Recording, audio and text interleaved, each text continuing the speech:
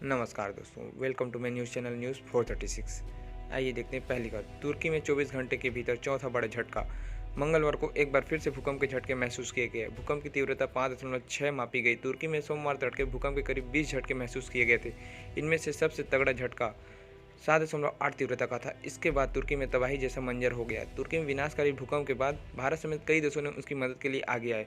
भारत की ओर से एनडीआरएफ की टीमें भेज दी गई तथा उसके साथ साथ ही राहत बचाव के लिए जरूरी उपकरणों से लैस है। भूकंप प्रभावित इलाकों में खोजी कार्यों के लिए डॉग स्क्वाड भी भेजी गई तथा भारत सरकार की तरफ से 2 टीमें भेजी गई जिसमें कुल 101 कर्मी शामिल हैं।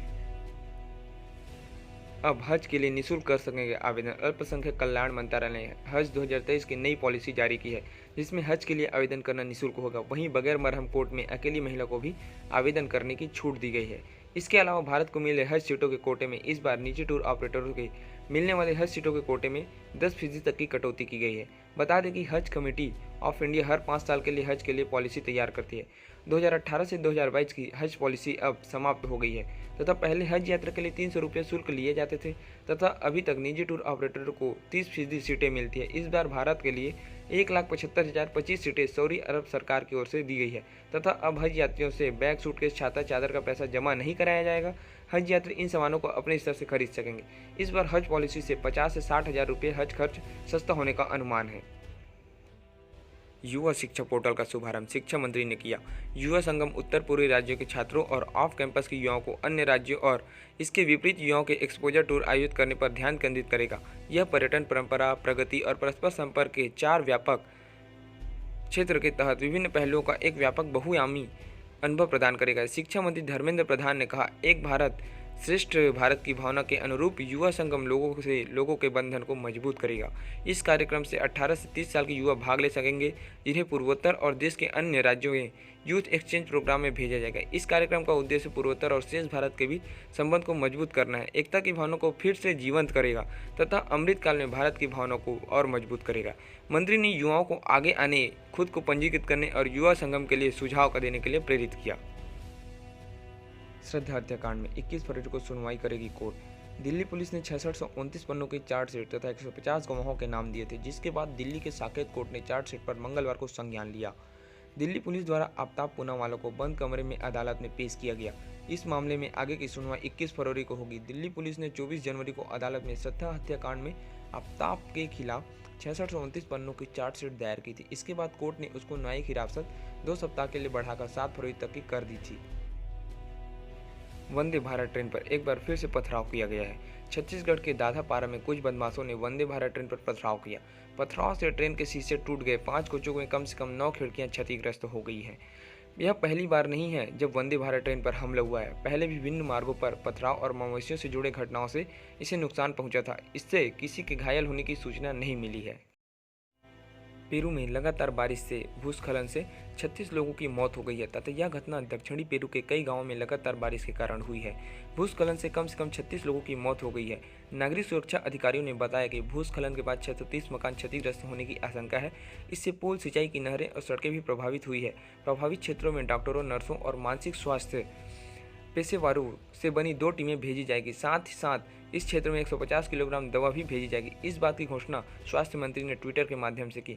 पेरू की सेना ने इस क्षेत्र में हेलीकॉप्टरों को तैनात किया है। पीड़ितों को मानवीय सहायता के अलावा पीने के पानी और रेत से भरी बोरियां मुहैया कराई जा रही है तथा आपातकालीन स्थलों तक जरूरतमंद पीड़ितों को पहुंच। रक्षा मंत्री राजनाथ सिंह भी त्रिपुरा के दौरे पर पहुंचे तथा उन्होंने विजय संकल्प रैली को संबोधित किया। त्रिपुरा में विधानसभा चुनाव बहुत ही नजदीक है। चुनाव प्रचार के लिए राजनाथ सिंह त्रिपुरा के अगरतला के दौरे पर हैं और कहा, त्रिपुरा के लोग कई उतार चढ़ाव देखे हैं, उनका भारत से अटूट नाता है। त्रिपुरा के लोगों के लिए कनेक्टिविटी एक मुश्किल हिस्सा था। भाजपा ने 2018 से उस समस्या का समाधान किया है। त्रिपुरा के लोगों से बात करते हुए सीपीएम पर भी निशाना साधा और कहा, सीपीएम के राज में त्रिपुरा को कुछ भी नहीं मिला। 2018 में भाजपा सरकार के साथ इस राज्य को पानी, वॉशरूम, बिजली की सौगात मिली तथा 12 लाख से ज़्यादा लोगों को भाजपा की वजह से आयुष्मान कार्ड मिला। दिल्ली समेत उत्तर भारत के अधिकतर हिस्सों में तेज धूप खिल रही है और दिन के तापमान में लगातार वृद्धि हो रही है। इस बीच मौसम विभाग का कहना है कि आने वाले दिनों में पहाड़ी इलाकों में बारिश और बर्फबारी होने की संभावना है, जिससे मैदानी इलाकों में तापमान में गिरावट आ सकती है। वहीं उत्तर पश्चिमी भारत में कई राज्यों में आने वाले 2 दिनों में न्यूनतम तापमान में 2 से 3 डिग्री की गिरावट दर्ज की जा सकती है। फिर भी इसके बाद तापमान में वृद्धि हो सकती है। मौसम विभाग की माने तो एक पश्चिमी ताजा विक्षोभ के चलते एक बार फिर से पश्चिमी हिमालय इलाकों में 8 से 10 फरवरी तक हल्की बारिश और बर्फबारी होने की संभावना जताई जा रही है। मध्य प्रदेश के मुख्यमंत्री शिवराज सिंह चौहान की अध्यक्षता में हुई राज्य मंत्रिमंडल की बैठक में अनुकंपा नियुक्ति में संशोधन के साथ कई महत्वपूर्ण निर्णय लिए गए। अनुकंपा नियुक्ति में अब तक बेटों को लाभ मिलने का प्रावधान था। अब विवाहित बेटियां भी अनुकंपा नियुक्ति पा सकेंगी। इस प्रस्ताव पर मंत्रिमंडल ने मुहर लगा दी तथा इस बैठक में सरकारी जमीनों पर गरीबों को मकान और प्लाट देने के संबंध में तथा प्रदेश में बैगा भारिया जनजाति के लोगों को दुधारू पशुओं के लिए 90% तक अनुदान दिए जाएंगे तथा दुधारू पशुओं के प्रोडक्ट को मार्केट से लिंक कराया जाएगा तथा एक परिवार के व्यक्ति को 2 पशु ही दिए जाएंगे। हरियाणा सरकार ने मुख्यमंत्री विवाह शगुन योजना के उन लाभार्थियों को आवेदन करने के लिए 2 माह तक की छूट दी जिनका मई व जून 2022 में विवाह हुआ था। ऐसे आवेदक अब फरवरी व मार्च 2023 में ऑनलाइन आवेदन कर योजना का लाभ ले सकते हैं। मुख्यमंत्री विवाह शगुन योजना में जिन प्रार्थियों के द्वारा जुलाई व अगस्त माह 2022 में आवेदन करना था और किसी कारणवश वे आवेदक अपना आवेदन नहीं कर पाए थे, ऐसे आवेदकों को 2 माह की छूट दी गई। उन्होंने मई व जून में विवाह करने वाले लाभार्थियों से कहा कि वे योजना का लाभ उठाने के लिए फरवरी व मार्च माह में अपना आवेदन कर सकते हैं।